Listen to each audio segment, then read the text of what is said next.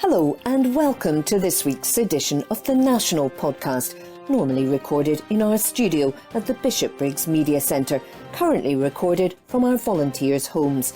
To keep in touch with us, use our social media platforms, Facebook, Instagram and Twitter, which are all at Q and Review. That's CUEANDREVIEW. Or get in touch via information@qandreview.com. That's information@CUEANDREVIEW.com. Please like and share our podcasts and give us any constructive feedback. This article is from The National, date 30th September 2022, from the Culture section. Tommy Sheridan pays tribute to Coolio with Celtic throwback photo, by Sarah Campbell. Tommy Sheridan has paid a touching tribute to US rapper Coolio today, following the news of his death aged 59. The pair formed an unlikely friendship while appearing together on Celebrity Big Brother together in 2009, and went on to remain close pals over the years. Sheridan tweeted this morning, "Devastated by the sad news this morning. This guy was multi-talented, great fun and larger than life. He will be missed by everyone who knows him and loved him. You will never walk alone, pal. Rest in peace, #Coolio." Alongside the heartfelt message, Sheridan posted a photo of himself and the star clad in Celtic scarves. During a visit to Glasgow in 2017, the duo famously attended a match at Parkhead, with Coolio carrying the Paradise Windfall draw, much to the delight of the crowds. Months before then, an interview with the Glasgow Times, the Gangsta's Paradise rapper said, "Tommy Sheridan is my good friend. I will probably go to his house for dinner when I come to Scotland, like I did last time. He has a lovely family. Hopefully, we'll get a chance to hang out. I would like to introduce him to some of my friends. Tommy is good people. I like his conviction. He stands up for what he believes in, and I like that." Coolio, whose legal name was artist Leon Ivy Jr., died at the Los Angeles home of a friend on Wednesday. That article was by Sarah Campbell. This article is from The National, date 3rd October 2022, from the Culture section. University of Glasgow project to investigate contemporary Scots use, by Jane MacLeod. A new University of Glasgow project will look at how Scots is used in the 21st century in different parts of the country. Speak for Yourself, funded by the Arts and Humanities Research Council, will crowdsource the words, sounds and sentences used to provide an online record. People will be able to log on at speakforyourself.ac.uk to tell the project team about the words, sounds and sentences they use via a series of anonymous interactive resources. Professor Jennifer Smith, a professor of sociolinguistics based at the university's School of Critical Studies, said, "Lots of people say, 'Oh, I don't speak Scots.' But just because you don't sound like Robert Burns doesn't mean you're not speaking Scots. We sometimes have an idea that Scots was something that was spoken centuries ago and has now largely disappeared. But step out on Suckyhall Street in Glasgow or Union Street in Aberdeen and you'll hear people sounding distinctly Scottish. We know intuitively that people across Scotland sound very different. So here we want to capture those differences, providing a record of how Scots is spoken in the 21st century. Scots comes in many colours. The Scots spoken in Aberdeen is very different to that spoken in Glasgow, but it is all Scots. Speak for Yourself project is not interested in how Scots should be, but what it actually is today. Mary Robinson, research assistant on the Speak for Yourself project, said, "Scots is not just a subject you learn at school, it's a living language that's spoken by millions of people in Scotland, whether they realise it or not." There's no wrong way to speak Scots. These surveys aren't a test to determine if you're a real Scots speaker or not, or if your speech is Scots enough or not.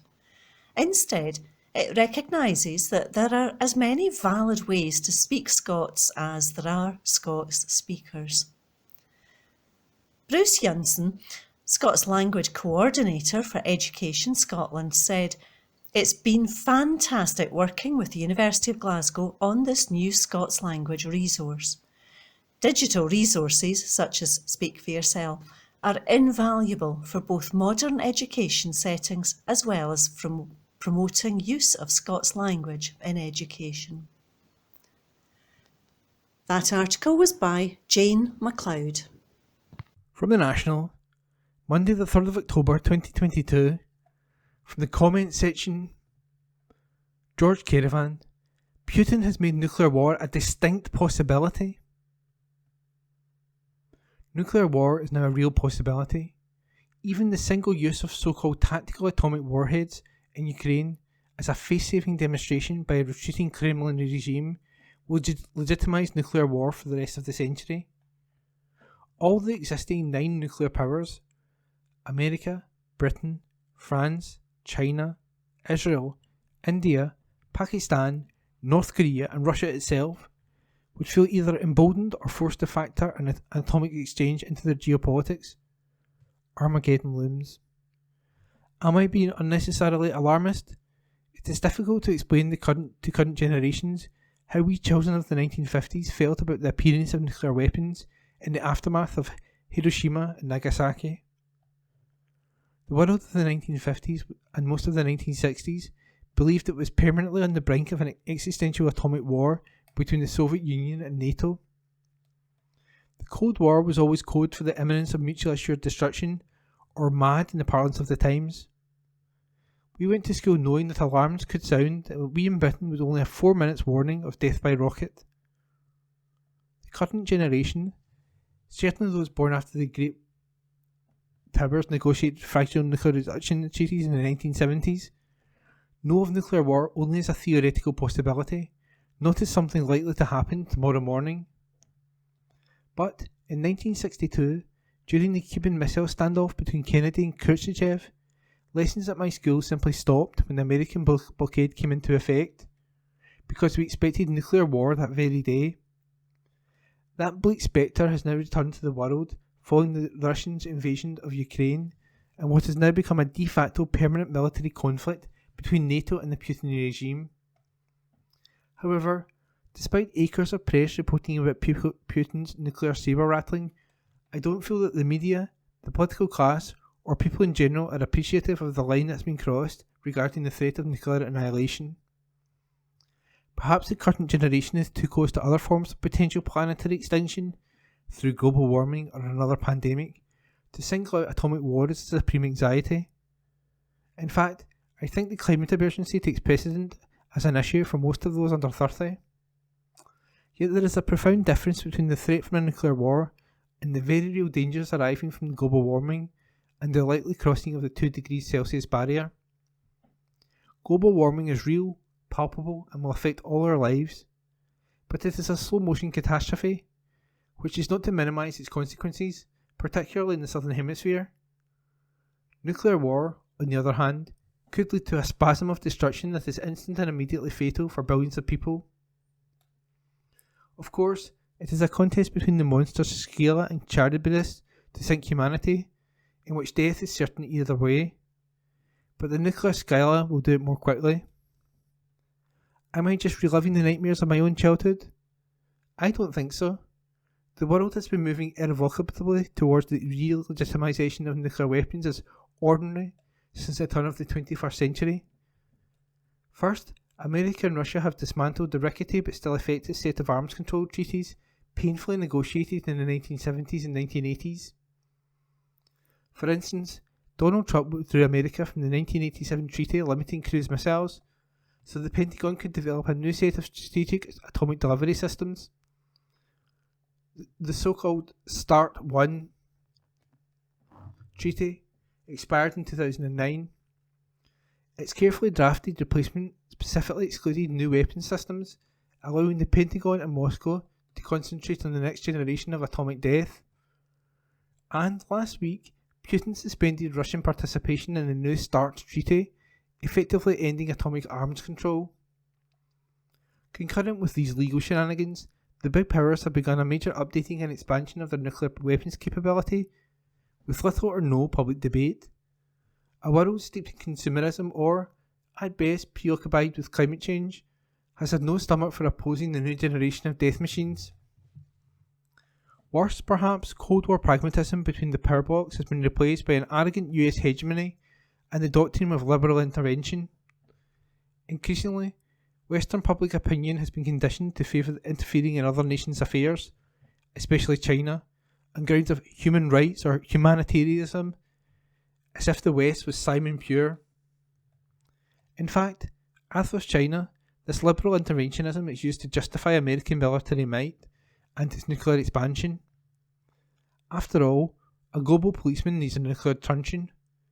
So President Obama, that paragon of liberalism, set America on a course of nuclear modernisation, spending $1 trillion extra just on new atomic weapon systems. This included 12 new missile-carrying submarines with a new missile system, a new strategic jet bomber and, crucially, an upgrade to America's so-called tactical nuclear bombs. This was liberal interventionism with a nuclear tip. No wonder Beijing and Moscow followed suit, though on a smaller scale. The danger now lies in miscalculation. A cash-strapped Russia, with an economy the size roughly of Spain's, has tried to bluff the West by threatening to use tactical nukes at an early stage in any land conflict. I doubt the West would use nukes tit for tat. But if Russia crosses the nuclear line, NATO will give Ukraine the wherewithal to strike deep inside Russia with conventional weapons. Then we are on a road to Armageddon. The modern generation has never learned our 1950s fear of atomic radiation, the silent killer, nor the prospects of a nuclear winter as the irradiated dust clouds ejected by atomic blasts blanket the globe, cutting off sunlight. What can we do to roll back nuclear war? A lot of faith has been put in the United Nations Treaty on the prohibition of nuclear weapons. This attempts to create a legal framework that will effectively outlaw atomic warheads. That may sound pie in the sky, but the key proviso is that the treaty enjoins signatories to agree for the no first use of atomic weapons. NATO rejects the treaty because it rejects making a no first use commitment. Note, this creates an impediment to a future independent Scotland joining NATO if the SNP keep their avowed commitment to signing the treaty. A no first use commitment is important in its own right. Britain and NATO should make such an undertaking now, regardless of the UN Treaty on nuclear weapons. Allied to publicly rejecting extending NATO membership to Ukraine, it will be a clear signal to anti-Putin elements within the Russian establishment that the West seeks to avoid confrontation with Russia.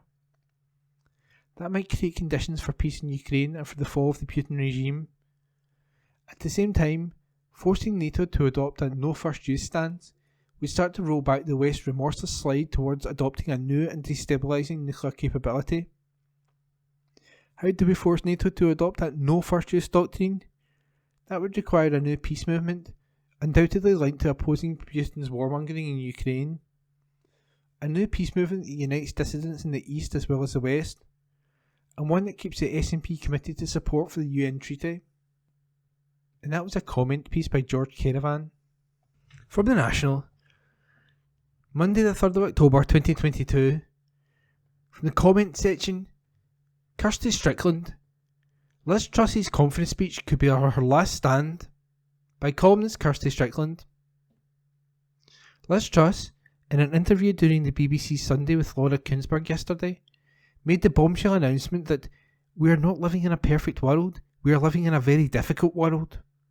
She was speaking as the Conservative Party conference kicked off in Birmingham, an event which is predicted to be like the bloodiest battle scenes from Game of Thrones. After spending a week in hiding, the Prime Minister had no option but to finally emerge from her bunker to try and explain precisely how tanking the economy will help level up the UK. She did so in the manner of a startled rabbit caught in the headlights of a heavy goods vehicle. Never have awkward silences conveyed so much meaning. Each pause served as a reminder that, during a time of national crisis, we were being led by somebody utterly out of our depth. Having failed to address the central question of why her government punched itself in the face, she has started talking about pies. It's a step up from pork imports, at least. Truss revealed that her economic strategy is based on growing the pie. "We need a bigger pie," she said. A statement so profound that I think you'll agree it was worth waiting a week for. The idea that if we grow the pie, then more people can have a slice of the pie. Under her plans, bankers and millionaires are served hefty wedges of the pie and asked if they would like custard on the side, while ordinary workers are free to help themselves to any crumbs that fall from the linen napkins onto the floor. In a contender for Understatement of the Year, Truss admitted that the mini-budget wasn't exactly a roaring success, but she attributed this not to its content, but to the delivery. She claimed taking the UK to the brink of financial collapse was merely a result of shortcomings in the communication strategy.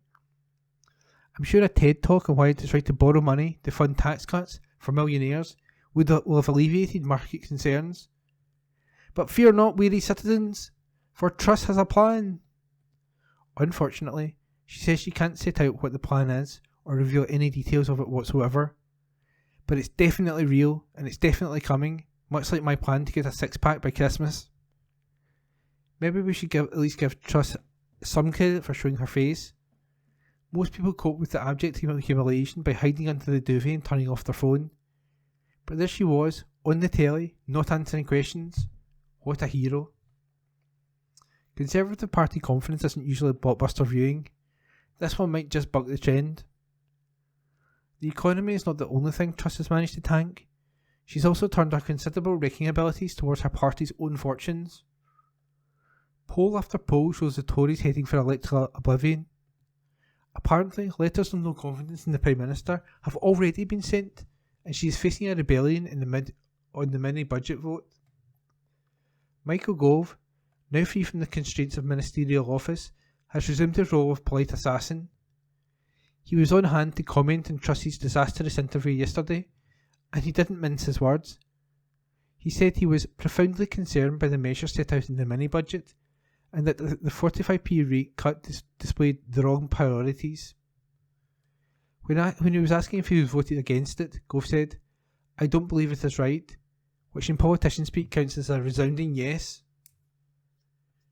This is only a taster of the drama to come.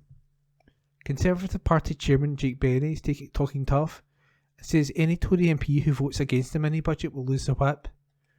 If Truss presses ahead with her fiscal plans and ignores the concerns not only of the markets and the public, but also her own backbenchers, there will be a fair few Tory MPs who will face that fate. If that happens, the polls showing Conservative seat predictions might come to pass long before the next election. During the months of instability under Boris Johnson, you got the sense he was just trying to get through to the next day. Truss seems to be fighting to survive hour by hour. The Tories know they're on the way out. Conference will be an opportunity for them to air their grievances, plot against the leadership and update their LinkedIn profiles. We can see how this will eventually play out, but we shouldn't underestimate the Prime Minister's ability to trip over her own feet all the way there. This is a government in freefall, launching from one disaster to the next. When Truss gives her big speech to party members, it will truly make or break. Her best option is to say she was drunk during the mini-budget discussions and that she's scrapping the whole thing. A U-turn would be humiliating, but it is necessary. If the lady is not for turning, then she'll be setting herself for an almighty fight with her MPs, one that she will undoubtedly lose, one way or another. And that was a comment piece by Kirsty Strickland. From the National, Monday the 3rd of October 2022, from the opinion section, University of Glasgow project to investigate contemporary Scots usage, by Jane MacLeod. A new University of Glasgow project will look at how Scots is used in the 21st century in different parts of the country. Speak for Yourself, funded by the Arts and Humanities Research Council, will crowdsource the words, sounds and sentences used to provide an online record. People will be able to log in at speakforyoursell.ac.uk to tell the project team about the words, sounds and sentences they use via a series of anonymous interactive resources. Professor Jennifer Smith, a professor of sociolinguistics based at the University School of Critical Studies, said, "Lots of people say, 'Oh, I don't speak Scots,' but just because you don't sound like Robert Burns doesn't mean you're not speaking Scots. We sometimes have an idea that Scots was something that was spoken centuries ago, and now it has largely disappeared. But step out onto Sauchiehall Street in Glasgow, or Union Street in Aberdeen, and you'll hear people sounding distinctly Scottish. We know intuitively that people across Scotland sound very different, so here we want to capture these differences, providing a record of how Scots is spoken in the 21st century. Scots comes in many different colours. The Scots spoken in Aberdeen is very different to that spoken in Glasgow, but it is all Scots. Speak for Yourself project is not interested in how Scots should be, but what it actually is today." Mary Robinson, research assistant on the Speak for Yourself project, said, "Scots is not just a subject you learn in school. It's a living language that's spoken by millions of people in Scotland, whether or not they realise it. There is no wrong way to speak Scots.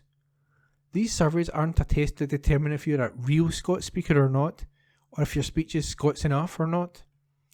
Instead, it recognises that there are as many valid ways to speak Scots as there are Scots speakers."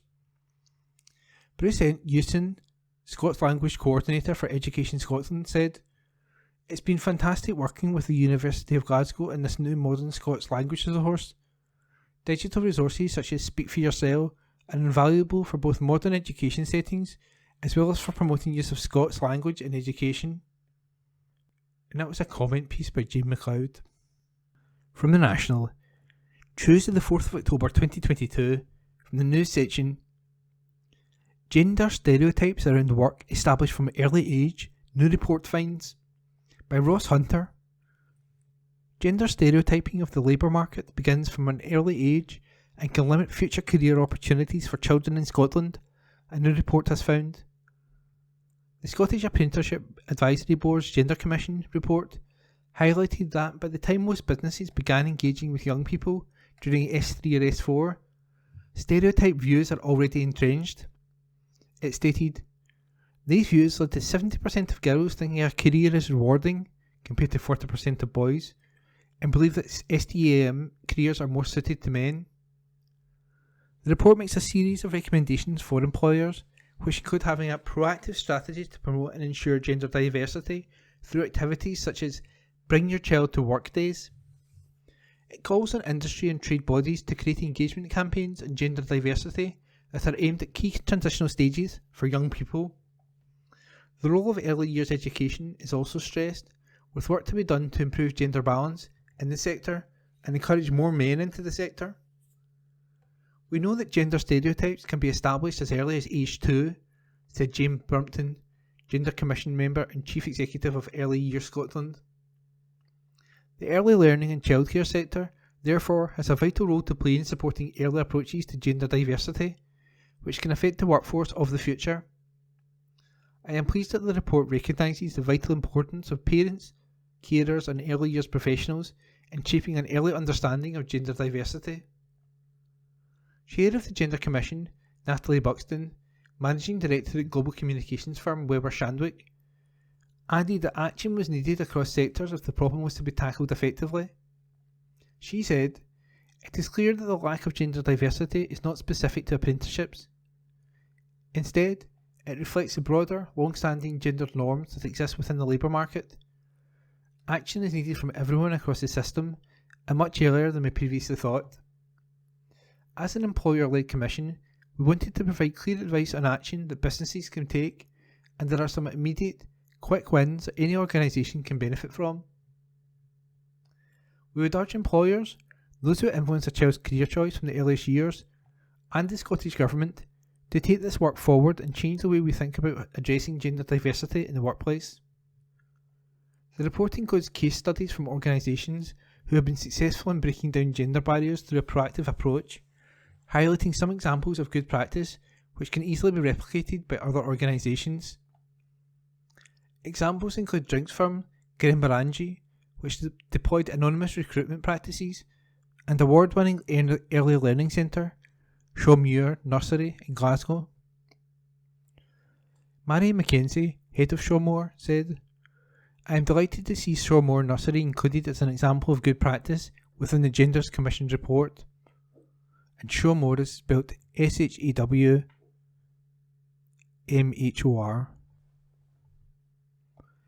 We know that language is so important. How we speak to children, our choice of words, and the assumptions we make about jobs and who can do them, all have a significant impact during the formative years, creating barriers which can limit a child's outlook and opportunities. And that article was by Ross Hunter. From The National, Tuesday the 4th of October 2022, from the Politics section. Quasi-Kwarteng blames Queen's death for many budget mistakes. By Xander Ellis, political reporter. Chancellor Quasi-Kwarteng has blamed the pressure of the Queen's death for mistakes made in the UK government's mini-budget. It comes after a screeching U-turn on Monday morning, so the top Tories scrap plans to abolish the 45p rate of income tax on earnings over £150,000. The policy had formed part of a swathe of measures announced in the mini-budget, which would have seen £45 billion of increased borrowing to fund tax cuts for the wealthiest.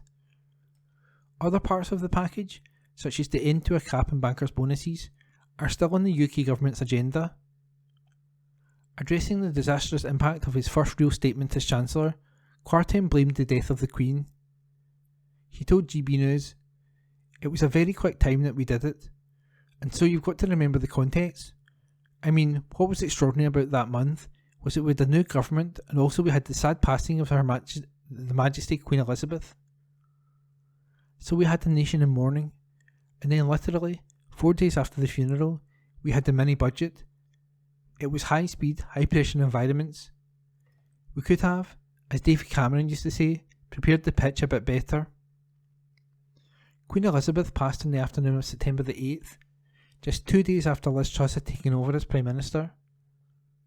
The Chancellor, who was fighting to keep hold of his job less than 1 month after taking it on, further refuted reports that the budget would be brought forward from November the 23rd.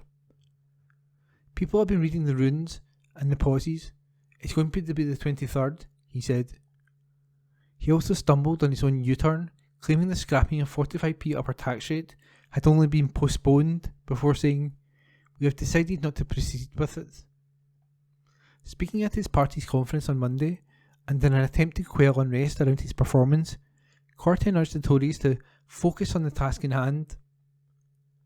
Kwarteng told Tory members on Monday, "What a day. It has been tough, but we need to focus on the job in hand. We need to move forward, no more distractions, we have a plan and we need to get on and deliver it." He acknowledged the plan put forward only 10 days ago had caused a little turbulence, comment which has led to some laughter in the audience.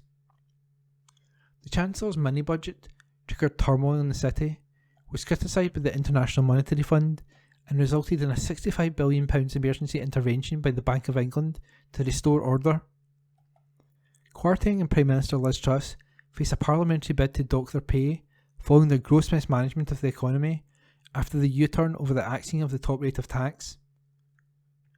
The Liberal Democrats plan to table a censure motion in the House of Commons, calling for the Prime Minister and the Chancellor to lose half of their additional salaries paid as part of their roles in government. And that article was by Xander Elliards. From The National, Tuesday the 4th of October 2022, from the Politics section. Liz Truss forced to apologise for 2,500 energy price cap bungle. By Abby Garton-Crosby. Prime Minister Liz Truss has been forced to apologise for bungling the specifics of her government's energy price cap during a car crash round of local radio interviews last week. When Truss was interviewed by a series of local BBC radio stations on Thursday, ahead of the Conservative Party conference in Birmingham, she repeatedly stated that consumers' power bills would be no more than £2,500. However, Truss was accused of mixing up the basic facts of her own policy in 7 of her 8. A fact-checking service wrote to the PM to demand that she clarify the government's position, as the cap is on unit price and depends on each household's usage. After the PM's apology, Full Fact urged her to go further to clarify her position. 5 days later, Truss was forced to admit she should have been more specific and admitted that her phrasing could have been misleading to consumers who are worried about their upcoming bills. Speaking to Nick Ferrari in LBC, the PM was initially asked if the UK government will be giving away any extra assistance to those with mortgages now that rates are set to rise following the introduction of Chancellor Kwasi Kwarteng's disastrous mini-budget. Truss claimed that interest rates are going up globally due to the international economic situation. She said, "We are doing what we can to help homeowners, for example, by reducing stamp duty, helping people get on the housing ladder, but I wouldn't dismiss what we've done on energy bills. It is a massive, massive intervention, Nick, where people could have been facing bills of £6,000. We've kept that down to £2,500 for a typical household. Not just this winter, but also for the next winter as well. So that is providing security to a huge number of households across the country." Ferrari then pointed out that Truss had said in her local radio interview round last week that bills would be capped at £2,500. He said, "How come you were wrong twice? Because the bills aren't capped at £2,500. Why did you get it wrong twice?" Truss, rolling back on her previous claim, said, "I was talking about the typical bill. What we're actually doing is capping it per unit of energy, and that's the number I gave." Ferrari interrupted to say, "Of course, if I use more power." Truss replied, "Well, I'm sorry I wasn't more specific." Asked if she got it wrong, the PM said, "I should have been more specific." Asked a second time if she was admitting she had made a mistake, Truss replied, "I agree, I should have been more specific."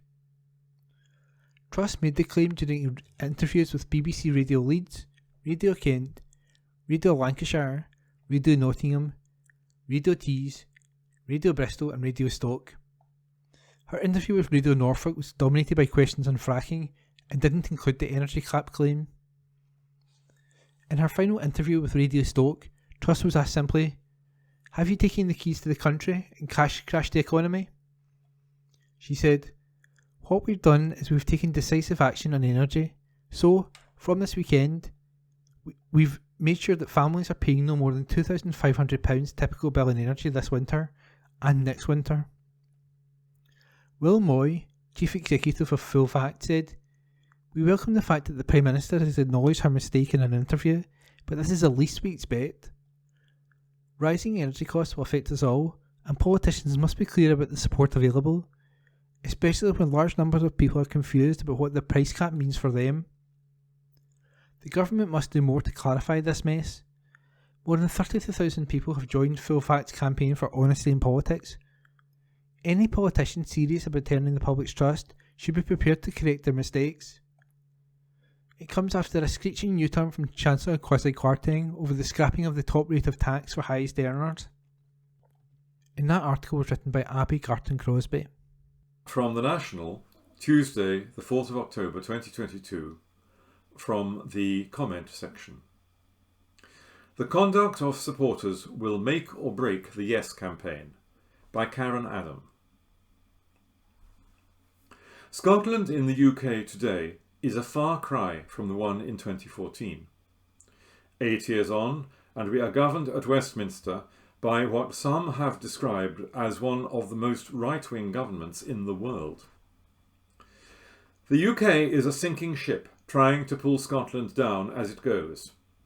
This is certainly something Scotland did not vote for, nor has it voted for a Conservative government in the last 60 years. The case for being an independent country has never been clearer or stronger. We are well armed with examples of not just what we could be now without the ties to Westminster, but also what we could have been. At a time when our younger generations are discussing alternative realities in their daily discourse, a topic especially popular on Reddit and TikTok, we can certainly wonder what could have been our alternative reality if we had taken the yes path. We are abundant in evidence and examples of what we could have won, but how do we use this? How do we communicate this and get our message across to those who are still to be convinced? What is our message? We have so many perspectives on what the message is, and should be. We even have Conservatives for Yes, believe it or not. The ultimate message must surely be the argument for true democracy. The Yes movement, to use an old term, is a broad church, and we obviously make up many differing views on our vision for the future we have in mind. My vision for an independent Scotland, I'm sure, differs greatly from that of some reading this piece right now. But ultimately, don't we all want that debate to be between us and us alone? It should be ours to have without interference, wholly in our Parliament and voted on fairly by Scottish citizens, using all the powers and levers at our disposal. To end UK rule, to have full autonomy and self-determination realised, is not the end goal, it's the beginning of so much more. Shaping and creating a country of our own free will and choice is what we aspire to. It's a lifetime's work and desire of many. Self-determination has free choice at its core. It is central to democracy. To choose to live our lives how we wish, to participate in society in our own way. We may not be free from consequences, good or bad, but freedom to choose should surely always preface that. How do we then sell choice, full autonomy and self-rule to those who are undecided or who are looking to switch from no to yes with the right argument to satisfy their apprehension? And why are some still unconvinced by our endeavours? There may be many reasons, but one that stands out to me is our message delivery, which is a crucial aspect of any campaign. Self-reflection is invaluable to understanding why some will not accept our message, and scrutinising the delivery of it is key to that understanding. We already know that we are viewed by our opposition as unruly and uncouth, or at least that perception is a narrative they push to delegitimise anything we say or do. We need only look at what surprise there was to how people in Scotland handled the passing of the Queen, that sombre, dignified approach which took them aback. I cannot imagine for the life of me what they expected. At every turn, there is an effort to delegitimise us and our movement, and our behaviour will ultimately be a deciding factor in how we are portrayed, and if our arguments will be given legitimacy by those we seek to convince. They want people to think we are incapable and too reactive to be trusted. Good relationships build trust and ensure genuine connections with people. It is these genuine connections which will open the hearts and minds of others to the message we are conveying. If we look at conduct around us, we need only ask ourselves if a particular behaviour of an individual or group has ever caused us to disengage from their message. Then ask what we can do to ensure that we are conducting ourselves in a manner that doesn't make people disengage from us. We can no longer preach to the converted and imagine that it will have an impact on anyone undecided, or seek to abuse and vilify each other online, thinking that it, in any way, shape or form, will convince anyone of the merits of an independent Scotland. There is plenty to be angry about, that I am sure nobody can deny. But when we show self-control in our actions and our words are respectful, we become a place of refuge in an ever more verbally violent debating bubble. We can't control another person's actions or words, and of course why should we? It is their choice, but we can control how we act and respond to them. Our conduct while campaigning can determine the ultimate outcome. Therefore, I am delighted to see the Code of Conduct on the final agenda for the SNP conference. Our conduct will make or break our campaign. That I am sure of. Committing ourselves to being composed and considerate will not only strengthen us as a movement, but it will also protect us from any efforts to delegitimise our message, and it will attract people to join us. Dignified behaviours are a sign of strength and resolve, which our opposition fear. Make no mistake, they want to see us chaotic and uncivilised, as it plays into their narrative. A civic movement where we engage in good faith with integrity and respect is a noble aspiration. After all, our cause is a noble one, true democracy. That article was by Karen Adams, MSP for Banffshire and Buchan Coast. From The National, Tuesday the 4th of October 2022, from the comment section. Shona Craven, Tory incompetence is now stranger than fiction. Falling asleep in front of the TV is always a tactical error. But falling asleep in front of BBC thriller The Capture in the current climate is discombobulating in the extreme. If you haven't watched it yet, you absolutely must, and I won't give away too many spoilers. Suffice it to say, the second series will leave you questioning everything you see and hear, especially statements from politicians and footage of their curious behaviour. When I woke up yesterday, in bed thankfully, to learn that Chancellor Kwasi Kwarteng had U-turned on scrapping the top rate of income tax, I needed to see the footage for myself. Something about this wasn't adding up. Unfortunately, scrutinising captures of media interviews with members of the current UK government is of no use whatsoever, and risks triggering a spiral of paranoia. In the BBC's fictional universe, the telltale signs of digital trickery are things like a lagging feed, a seamless edit, or a slightly off mannerism. But these days, you needn't be a cybersecurity expert to feel like you're watching a live feed from the uncanny valley. I expect if you squinted hard enough at the screen during Sunday with Laura Kuenssberg, you'd start thinking you could make out Liz Truss's battery light blinking. The Prime Minister's current communication strategy seems to be pausing for so long in response to questions about the UK's economic meltdown that listeners will think the phone connection has dropped and change radio stations accordingly. 2018 era jokes about the Maybot ring hollow now that it seems the Prime Minister really might be waiting for someone to WhatsApp her the right lines from a script, or even feed them into software that recreates her trademark stilted delivery. Clips of Michael Gove gurning in the columns start to look wholesome compared to those of Kwasi Kwarteng swaying and chuckling to himself at the Queen's funeral. On a good day, this bunch of smirking chaos merchants behave like juddering automata from a chamber of horrors that someone either needs to wind back up or, preferably, smash into tiny pieces and throw down a deep well. Let's not forget that Truss was selected despite the fact that she is incapable of anything resembling competent delivery of sentences, maybe even partly because of it. I may not be the slickest presenter in the business, she understated to viewers of a BBC debate back in July, implying that there was something highly suspect about Rishi Sunak's ability to sometimes fluently answer the questions put to him as though his human brain and flesh mouth were actually connected to each other. Setting aside, with some difficulty, the fact that the people running the UK are giving off heavy invasion of the body snatchers vibes, let's consider the substance of what they are saying and doing. The Capture grapples with big issues of national and international security and the risk of politicians being compromised, corrupted, or simply removed and replaced by foreign actors, whether by political skullduggery or technical trickery.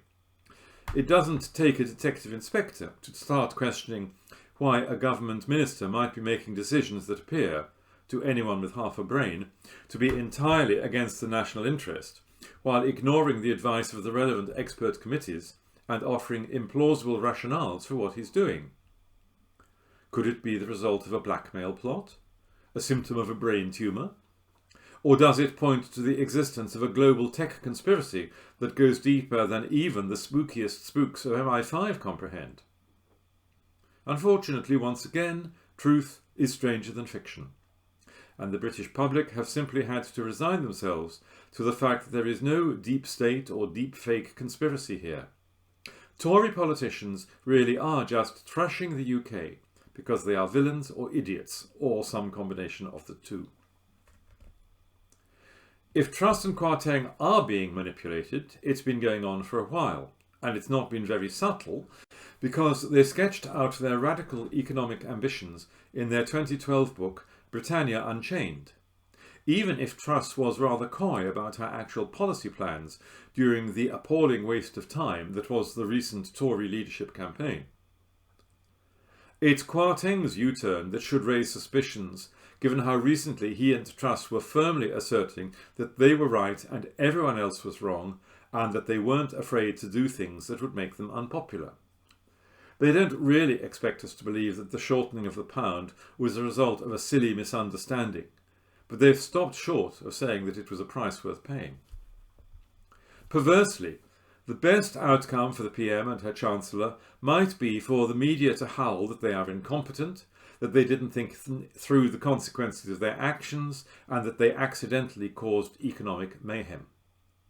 The alternative, of course, is that they knew exactly what they were doing and what the result would be. And isn't that the scarier possibility? That article was by Shona Craven. The National News on Wednesday the 5th of October. Health Secretary announces £600 million plan to bolster NHS over winter. An article written by Ninian Wilson. Scotland's Health Secretary has announced £600 million will be used to shore up the NHS over the winter months, but hinted that it will not mitigate every single challenge. Humza Yousaf said the Scottish Government would provide £8 million from the current year's budget to recruit 1,000 new staff, including 750 nurses, midwives and allied health professionals from overseas.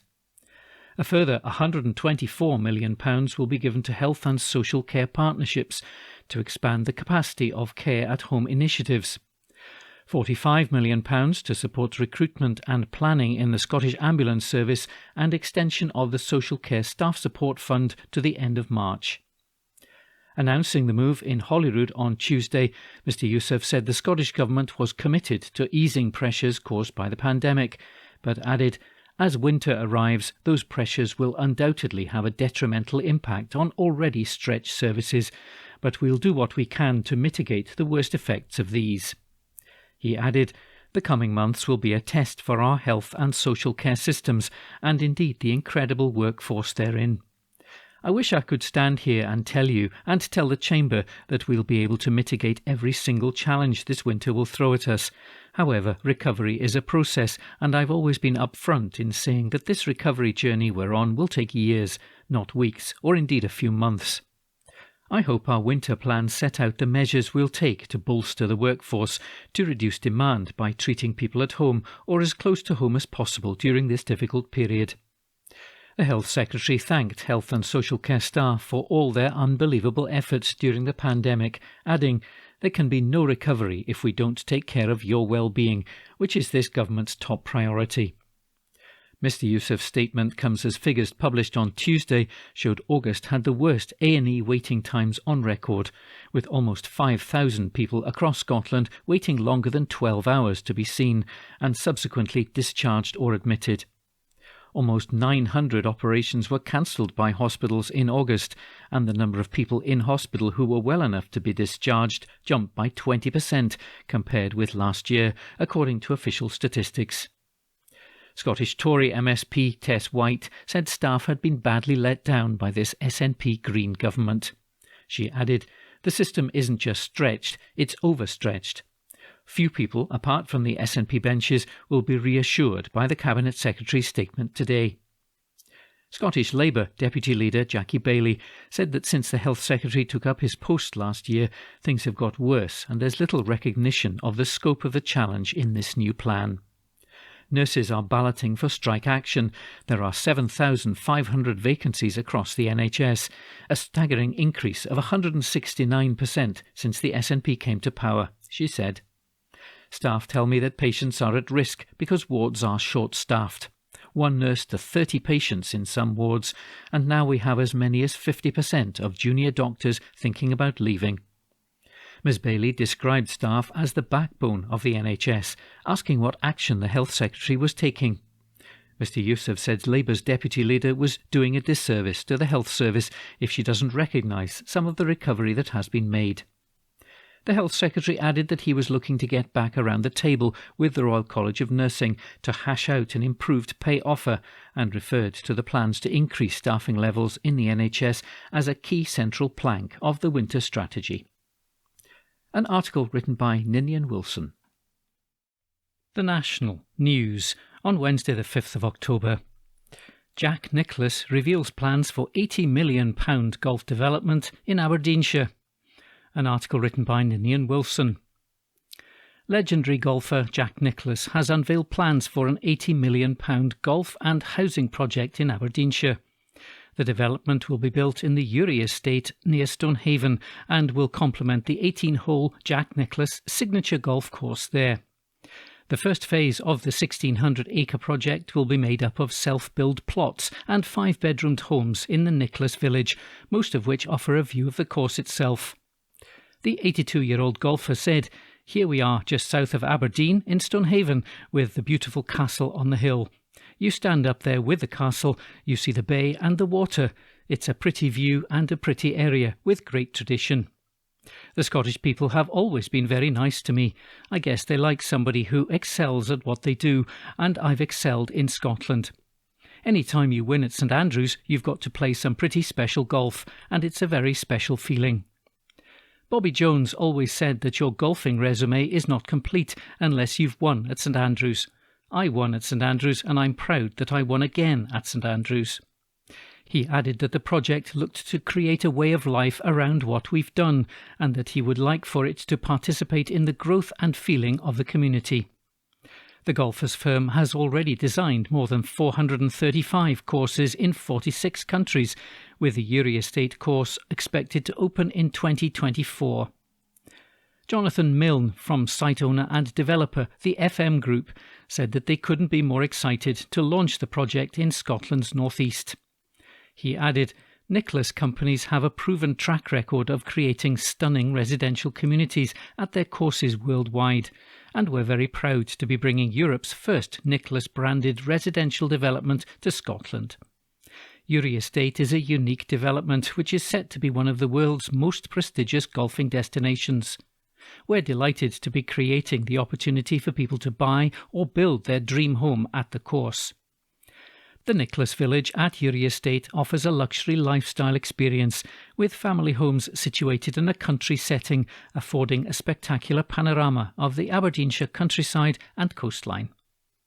An article written by Ninian Wilson.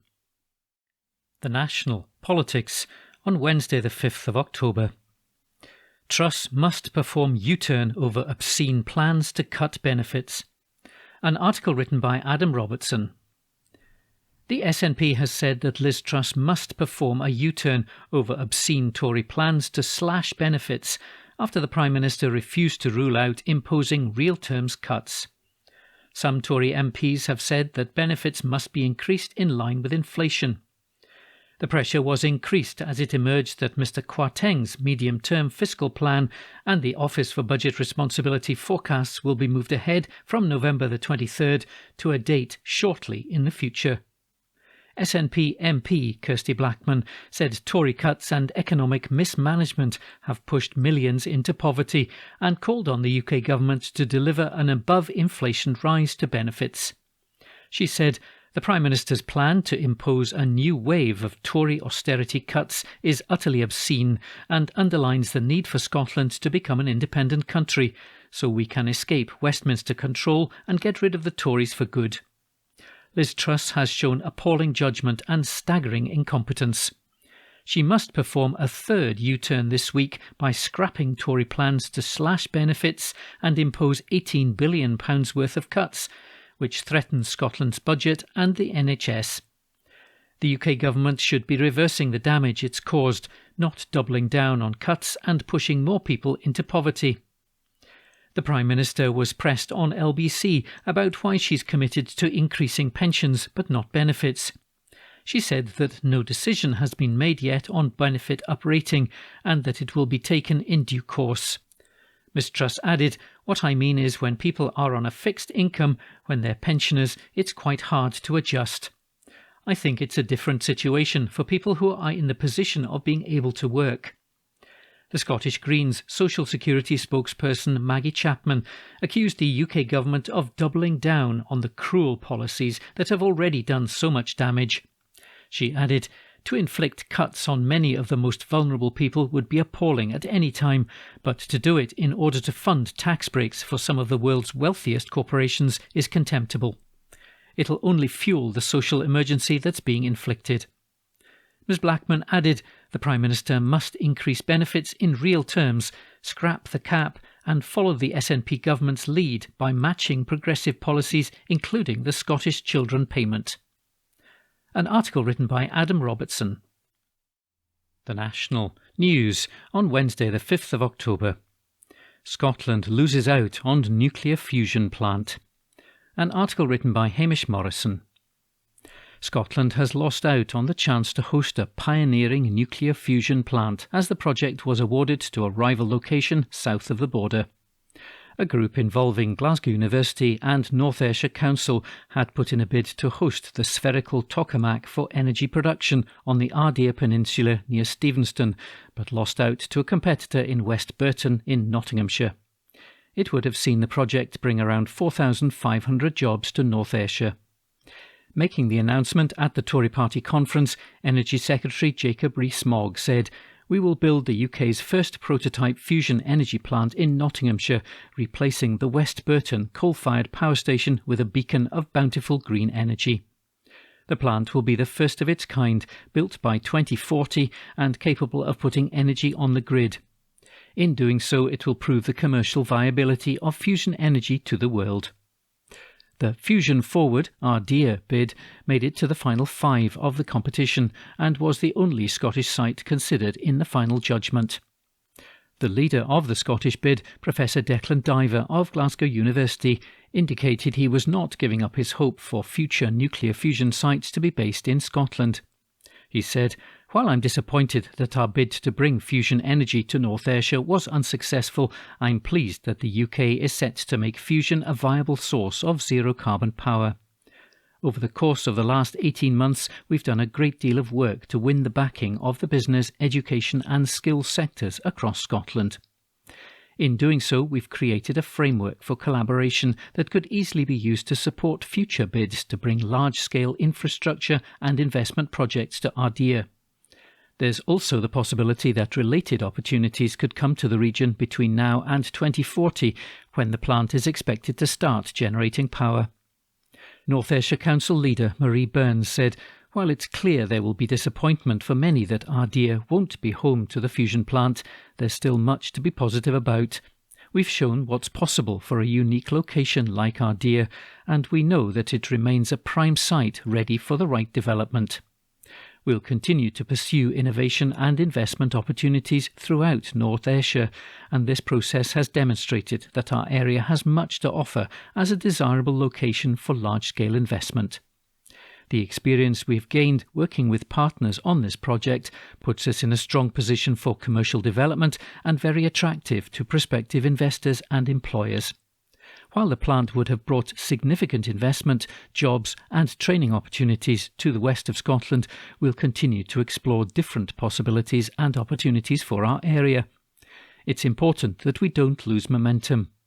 We'll do everything we can to ensure that North Ayrshire will benefit from fusion and the emerging UK fusion energy industry as part of the large-scale supply chains and advanced manufacturing in not only this but other burgeoning areas such as aerospace and offshore renewables. Fusion is the process which goes on inside the sun and creates energy by forcing atoms together. It remains experimental, with scientists struggling to harness the clean power created by the process, which is the opposite of nuclear fission, where atoms are ripped apart to create power. An article written by Hamish Morrison. The National Politics on Wednesday the 5th of October. UK government chasing gas supply deal with Norway to avoid winter blackouts. An article written by Ninian Wilson. The UK government is eyeing up a deal with Norway to secure a 20-year contract to receive natural gas in an effort to prevent winter blackouts, an unnamed source has said. According to Bloomberg, an insider said that UK ministers are looking to agree on a price with the Norwegian government, but that because of the length of the proposed contract, there's a risk the UK could be locked into high costs long term. Current price fluctuations mean that suppliers could demand higher prices to bolster their profits, but there's uncertainty over whether they can make more money by selling now or in the future. The UK government is said to be eager to avoid the risk of embarrassment over potential power failures, following Ofgem's warning of a significant risk of gas shortages, forcing power stations to be switched off this winter. Europe's gas supplies have been under mounting pressure as Russia has looked to undermine European energy security following sanctions for its invasion of Ukraine. Liz Truss has also hinted at discussions taking place while speaking with Sky News, saying we're looking at long-term energy contracts with other countries. She added, "I've not signed any deal." Meanwhile, Energy Secretary Jacob Rees-Mogg told a meeting at the Tory party conference that he's been speaking with a friendly country about energy supply. Talks are also being held between the UK and American liquefied natural gas producers for 20-year term supply contracts. The government's team tasked with energy supply negotiations for new gas deals is being led by former mergers and acquisitions banker Madeleine McTernan, who was also in charge of the task force that secured COVID vaccines during the pandemic. An article written by Ninian Wilson. The National Politics on Wednesday the 5th of October. UK government to trash international law with Suella Braverman's asylum ban. An article written by Xander Elliots. The UK government looks set to trash international laws after the Home Secretary announced plans to ban anybody who enters Britain illegally from claiming asylum. Home Secretary Suella Braverman told the Conservative Party conference in Birmingham that she wanted the kind of immigration that grows our economy, adding, "Parts of the system aren't delivering. We need to end abuse of the rules and cut down on those numbers that aren't meeting the needs of our economy." The ban on asylum claims marks a new tactic to try to drive down the number of small boats crossing the English Channel, after Ms Braverman's dream of flying asylum seekers to Rwanda stalled amid a slew of legal challenges. The new move has led to warnings that the UK government risks breaking international law. Sabir Zazai, Chief Executive of the Scottish Refugee Council and a former asylum seeker, said, "This government is shamefully playing politics with the lives of people who have fled war, terror and oppression. Under the UN Refugee Convention, to which the UK is a founding signatory, there is no illegal method of arrival to a country to seek asylum." Article 31 of the 1951 Convention states that states shall not impose penalties on account of their illegal entry or presence on refugees who are present in their territory without authorization, provided they present themselves without delay to the authorities and show good cause for their illegal entry or presence. Ms Braverman's plan to ban anyone who crosses the Channel from claiming asylum would be in breach of this convention. It may also be in breach of a landmark 1999 English legal case, which concluded that refugees do not have to claim asylum in the first safe country they reach to be protected by Article 31. The SNP's Shadow Home Secretary, Stuart MacDonald MP, said that the announcement from Ms Braverman would do nothing to slow Channel crossings, adding, "Not only are her proposals cruel, they trash the Refugee Convention and the Human Rights Convention." The UK government must realise these plans will achieve nothing except cause extra pain and misery. Claire Mosley, founder of refugee charity Care for Calais, said, "There is a mountain of evidence that the vast majority are genuine refugees. This criminalisation of them is blatant victim blaming of incredibly vulnerable people." An article written by Xander Elliots. The National News on Wednesday the 5th of October. Unions call for urgent meeting with First Minister over the future of the Scottish rail network. An article written by Craig Meegan. Scotland's rail unions have called for a meeting with First Minister Nicola Sturgeon to discuss the future of the network, accusing the Scottish Government of a lack of vision for train services. ASLEF, Unite, the Rail, Maritime and Transport Workers Union and the Transport Salary Staffs Association have written to the First Minister a year on from the A Vision for Scotland's Railway report, where they outlined their hopes for the network, such as removing peak fares, extending concessionary bus travel to the train network and modernising rolling stock. ASLEF's Kevin Lindsay said it's time for the Scottish Government to pick whose side they're on. He said, "We want to hear if she agrees with our vision of affordable fares, expanded services, accessible, well-staffed and attractive stations, enhanced freight services and the privateers driven out of our industry." Sadly, up until now, the Scottish Government has not shared our vision. It comes after a summer of bitter industrial disputes between rail unions, Network Rail and the UK Government, which sparked strikes across the network, causing disruption for passengers. Further strikes are planned for today and Saturday. ASLEF drivers will walk out across several companies, including Avanti West Coast and Cross Country, and Network Rail staff who are members of the RMT union will walk out on Saturday. While ScotRail staff are not directly impacted by the strikes, services on Saturday will still be affected. A letter signed by several trade union representatives said, "On one hand, there's our vision for public ownership across all parts of our rail services, investment and transformation to make our rail services world-class, and there is the Tory and privateer vision for managed decline, which includes attacking the wages, terms and conditions of the greatest asset our railways have, its workforce." An article written by Craig Meegan. Recorded from the National on the 6th of October 2022, from the Culture section, recorded by Amy. New knitting book inspired by University of Glasgow architecture published by Fiona O'Hara. Historians at Scottish and American universities have come together to produce a knitting patterns book inspired by University of Glasgow's architecture, collaborating with Scottish knitwear designers. Knitting, the University of Glasgow book, was compiled by Professor Lynn Abrams and Professor Marina Moskowicz, both historians of Scottish knitted textiles, and Christelle Liriger, research coordinator at the university's School of Humanities. The book is part of the Fleece to Fashion project, which is researching the history of knitted textiles in Scotland from around 1780 to the present day. Keen knitters will be able to knit a teapot cosy inspired by the windows on the historic main building, a beanie hat based on the iconic cloisters arches, or a scarf whose design is based on the university spires that pierce the Glasgow skyline. Glasgow Professor Abrams said the genesis of this book of knitting patterns, inspired by the built environment of the University of Glasgow, lies in research carried out by historians at the University of Glasgow into the economies and cultures of hand knitting in Scotland, from the 18th century to the present. Scotland's long tradition of knitwear production is rightly celebrated. It feels fitting, therefore, to celebrate the beauty of the University of Glasgow's iconic buildings in knitted form. We hope that this book will be well received by knitters around the world, as our own branded wool, Concho Wool, was when we launched that in 2018. Professor Moskowicz of the University of Wisconsin said, "Our aim as historians is to investigate the place and significance of hand-knitted textiles to Scotland's economy and culture in the past, the present and the future. Studying knitting can be used to think about the role of craft in linking individual creativity to economic pursuits, local design traditions to national heritage, and domestic economies to the creative economy of Scotland.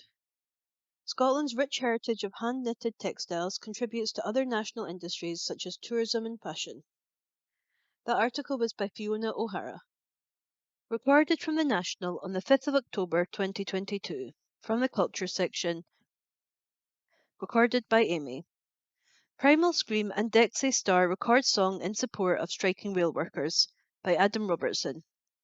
Scottish music stars are amongst those recording a song in support of railway workers embroiled in a dispute over jobs, pay and conditions. Primal Scream's Bobby Gillespie and Andrew Innes, Dexy Midnight Runners musicians Kevin Rowland and Sean Reid, and Jesus and Mary Chain bassist Douglas Hart have joined forces to produce a song and a video. They are working on the song titled Enough is Enough to highlight their backing for strikes by rail workers and against austerity. Rowland said the Rail, Maritime and Transports Union's battle for workplace justice had been an inspiration for millions of people. He said RMT has been leading the way on behalf of working people, and now other unions are joining the fight against low pay and this government that is trying to screw working people into the ground. Rail services are set to be severely disrupted on October 8th and 10th, with ScotRail urging customers to avoid travelling unless it's absolutely necessary.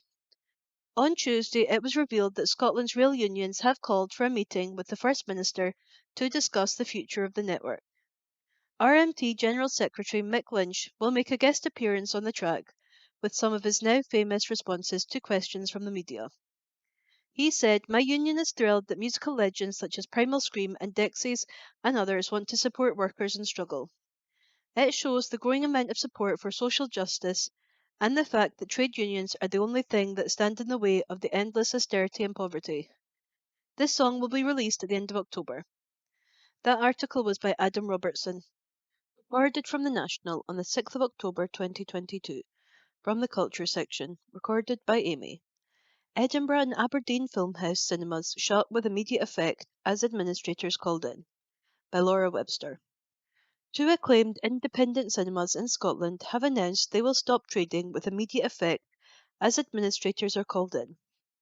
The Filmhouse Cinema and Cafe Bar in Edinburgh and the Belmont Filmhouse in Aberdeen have faced the perfect storm of sharply rising costs, according to the charity running the venues.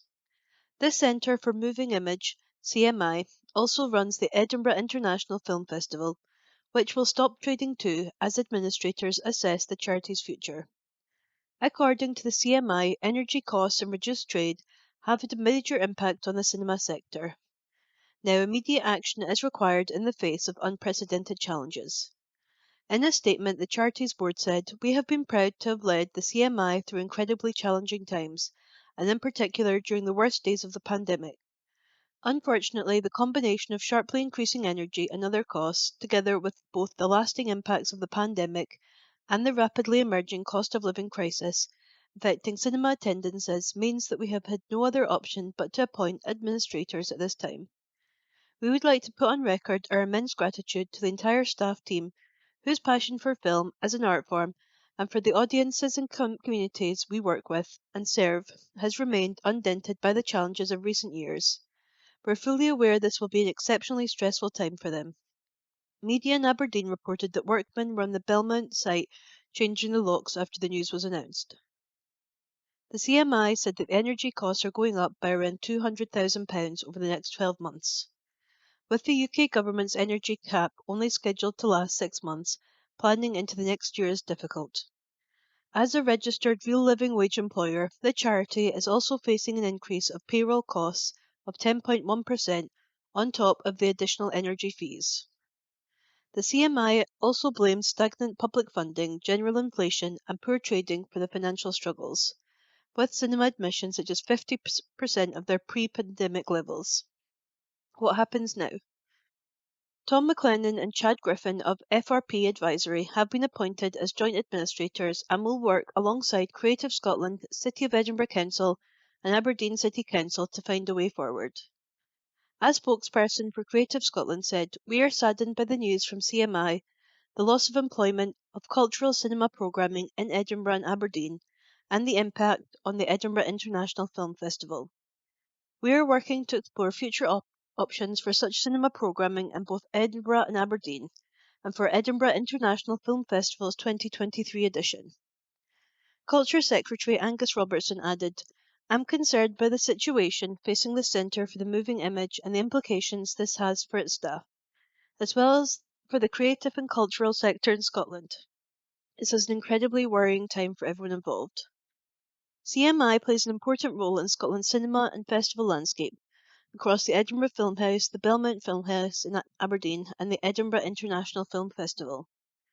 We understand that Creative Scotland is in talks to explore alternative options for cultural programming, and we are continuing to engage with Creative Scotland on this developing situation. Challenges in the sector. It comes as Holyrood's Cultural Committee heard that rising costs are creating a perfect storm for Scotland's cultural organisations, with up to a quarter facing insolvency in the next few months. On Thursday morning, the chief executive of Creative Scotland said, "Problems are particularly bad for groups based in buildings with large fixed costs such as theatres." Ian Munro told the committee it is fighting for survival in many quarters. "I'm very concerned about that perfect storm at the moment. I don't want us to do anything that's going to add to the challenges of that." Culture Secretary Angus Robertson spoke to the committee later on Thursday. He acknowledged the difficulties the sector is facing, noting government spending is currently under review. Robertson said there is a mixed picture around audiences returning after the pandemic, adding, "Most of all, there is continuing uncertainty as the rising cost of living means that people are undoubtedly cutting back on leisure spending." That article was by Laura Webster. From the National, Thursday the 6th of October 2022, from the Politics section, Nadine Dorries says Liz Truss could lead Tories to landslide general election defeat. Article by Adam Robertson. Former Cabinet Minister Nadine Dorries has said Liz Truss needs to change course or the Prime Minister will risk leading the Tories to a landslide defeat at the next general election. Dorries backed Truss during her leadership campaign, but said she feared the Prime Minister was lurching to the right and abandoning the centre ground to the Labour Party. The Prime Minister delivered her keynote speech at the Tory Party conference on Wednesday, as polling suggested her popularity was below both Boris Johnson and Jeremy Corbyn at their lowest. Dorries told The Times, "I understand that we need to rocket boost our growth, but you don't do that by throwing the baby out with the bathwater. You don't win elections by lurching to the right and deserting the centre ground for Keir Starmer to place his flag on. If we continue down this path, we absolutely will be facing a Stephen Harper type wipeout. I'm sure she's listened and will stop and rethink." Former Canadian Prime Minister Harper lost power to Justin Trudeau in the 2015 election following a decade of Conservative rule. Dorries also expressed concerns about the rolling back from raising benefits in line with inflation, which would mean a real terms cut in welfare for the poorest households during a cost of living crisis. It's a move which has been heavily criticised by both the SNP and Scottish Greens.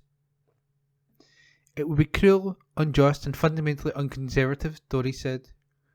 She also renewed her warning that a radical departure from the 2019 manifesto would require another general election.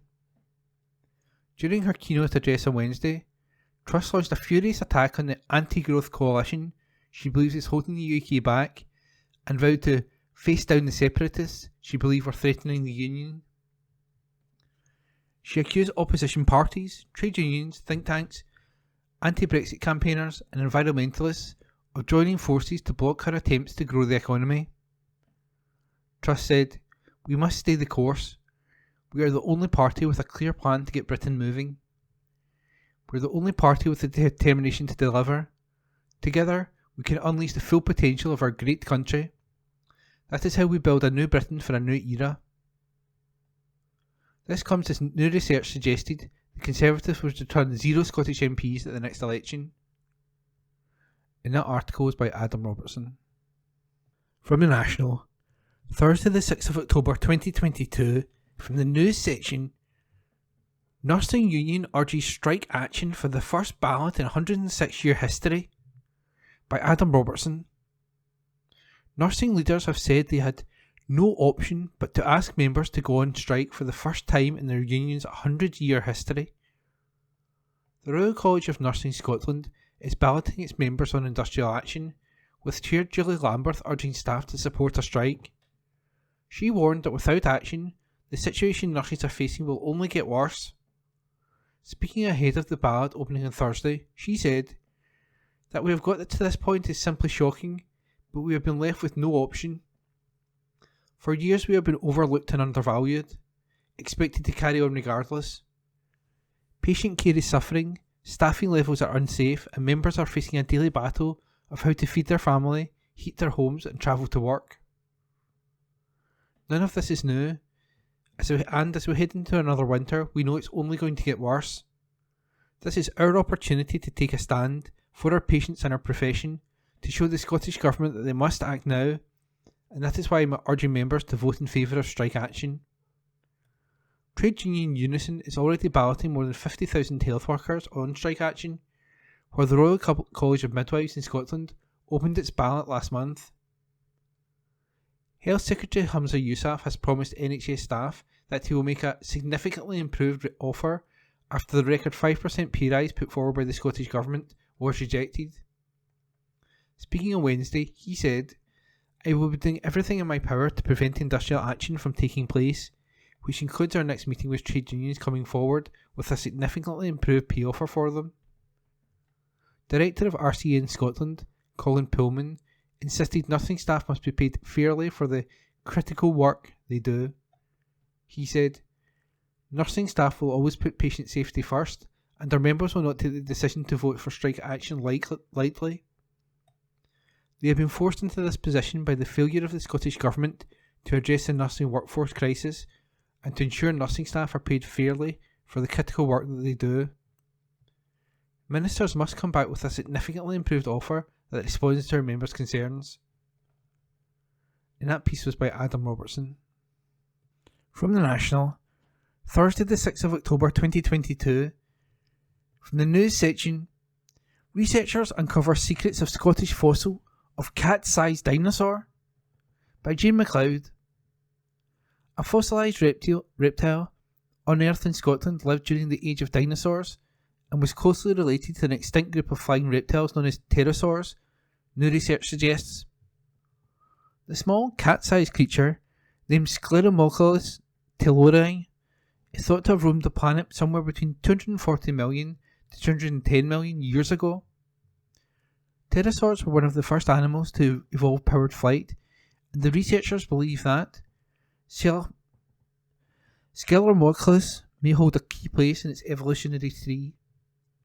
The paleontologists said their findings, published in the journal Nature, could help shed more light on the origins of pterosaurs.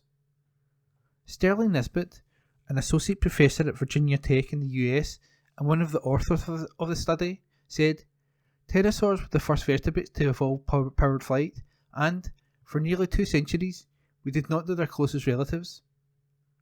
Now we can start filling in their evolutionary history with the discovery of tiny close relatives that enhance our knowledge about how they lived and where they came from." Pterosaurs were close cousins of dinosaurs, who evolved on a separate branch of the reptile family tree. Some species were as large as a fighter jet, where others were as small as paper planes. Scleromolchus was no more than 20 centimetres long. It had a large head, a long tail, a short neck, a slender body, and stood on spindly legs. Fossilised remains of the creature were first discovered more than 100 years ago in the Morayshire region of northeast Scotland around Elgin. However, the fossil was poorly preserved in sandstone, so scientists were unable to study its anatomical features in detail.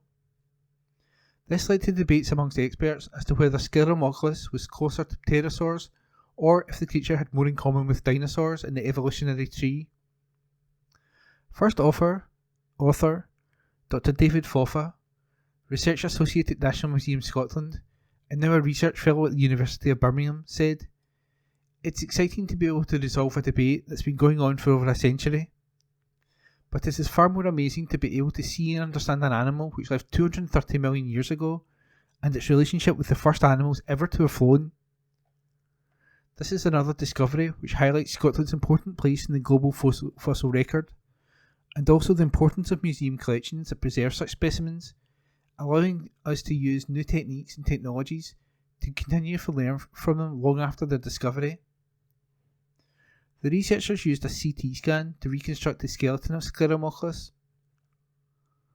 The findings suggest the reptile may have belonged to Pterosauramorpha, the class that includes pterosaurs and a group of small reptiles called lagarpetids. The experts believe their work supports the hypothesis that pterosaurs evolved from small, probably two-legged ancestors. And that article is by Jane MacLeod.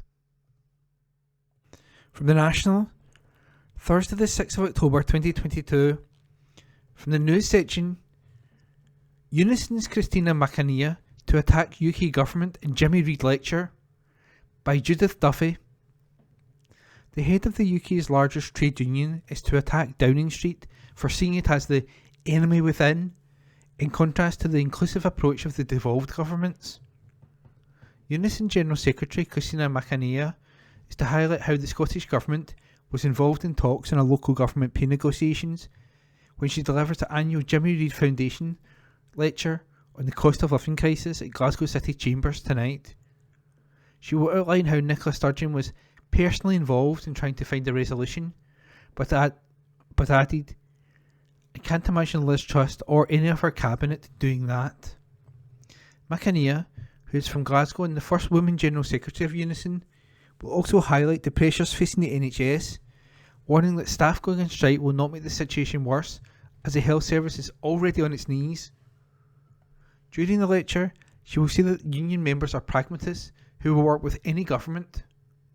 But she will add, "I can see the difference in our relationship with the governments in Scotland and Wales, and even Northern Ireland, when they have a government. We are all seen as part of civil society, not as the enemy within, as we are by the current lot in Downing Street." During the recent government pay talks in Scotland, held over 2 intense weekends, the Scottish Government were in the room. Nicola Sturgeon got personally involved in trying to find a resolution, and I know Mark Drakeford in Wales would do the same. I can't imagine Liz Truss or any of her cabinet doing that. Unison has begun balloting more than 50,000 health workers in Scotland on strike action. Health Secretary Humza Yousaf has said he will do everything in his power to prevent industrial action after the 5% pay increase offered by the Scottish Government was rejected.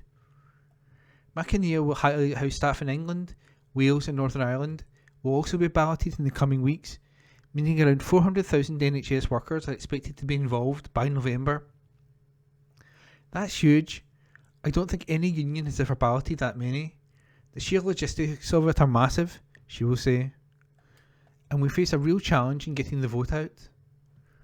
And, of course, if our NHS members vote for strike action, we will be accused of putting lives at risk. But I've been speaking to our NHS workers, nurses, ambulance workers, hospital cleaners, who say the service is already on its knees, that it's so bad, going on strike won't actually make it worse, but will draw attention to it. And I say this, as the General Secretary of the UK's biggest union, we don't bring members out to bring down governments. We bring them out to get results, to improve their paying conditions. And that article was by Judith Duffy. And that was this week's The National Podcast, normally recorded in our studio at the Bishopbriggs Media Centre, currently recorded from our volunteers' homes with the publisher's kind permission. Thanks for listening.